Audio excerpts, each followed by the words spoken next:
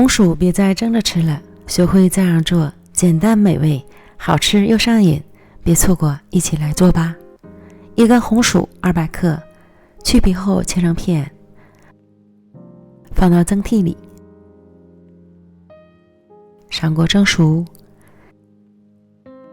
将蒸熟的红薯倒入碗里，加入30克白糖，压成细腻的泥。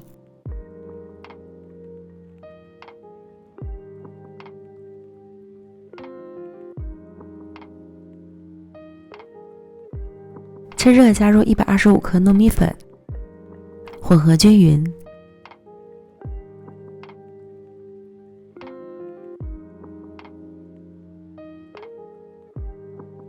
再揉成软硬适中的面团。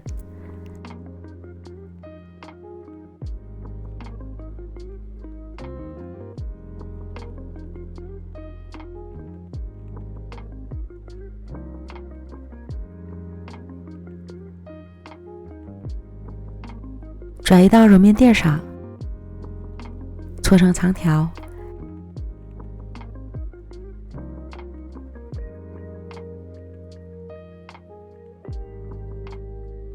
均分成12个面剂，取一个面剂捏紧实，揉光滑，搓成小长条，表面裹上蛋液，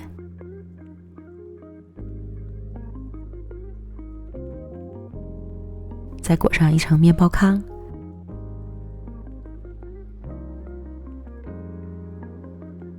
这样一个生坯就做好了。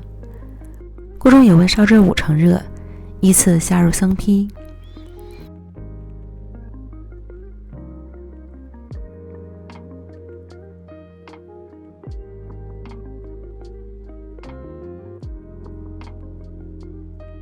炸至定型后，就要勤翻动，使其受热均匀。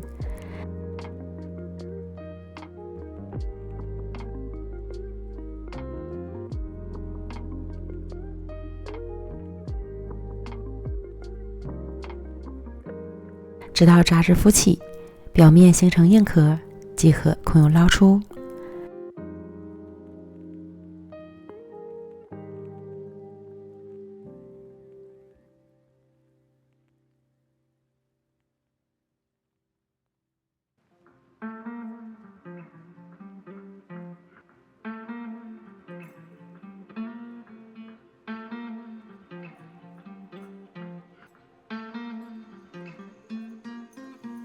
软糯香甜的红薯炸果就做好了，表皮酥脆，内里软糯，红薯的香气十分浓郁，3口2口就能吃掉一个，真是越吃越上瘾。喜欢的朋友赶快安排起来吧！美食天天更新，感谢您的观看，我们明天见，拜拜。